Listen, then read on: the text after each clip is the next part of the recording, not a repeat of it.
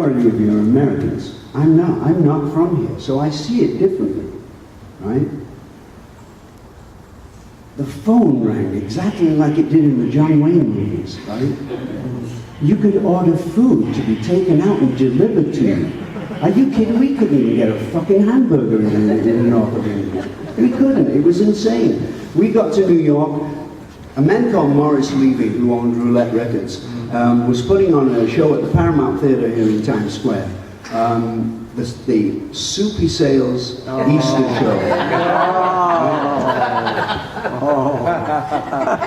This is, I think, Easter of 1965.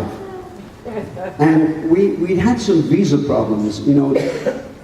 There was a thing between the musicians' union between England and America where you had to prove to each union, whether you were going from America to England or from England to America, you had to prove to the union that you were the only one capable of doing that job, right?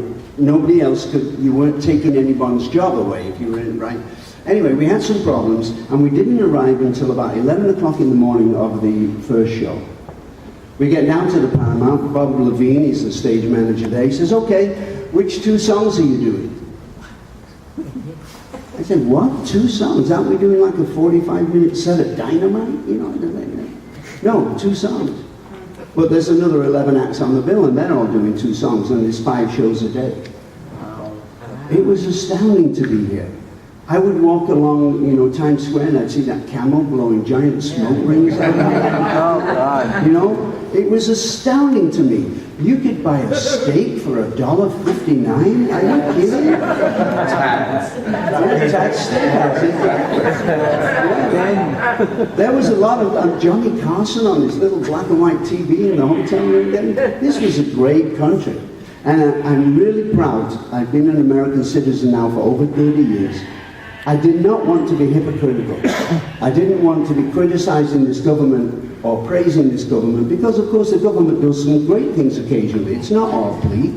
It looks pretty shitty right now, but it's not all bleak, you know. I can speak my mind here. Half of the shit that me and David and Stephen and Neil have gotten into, we couldn't do it in a different country. We'd either be in jail or, you know, disappeared. We live in America. No one has to agree with anything that we say. But my God, do we have the right to say it, and I'm so pleased.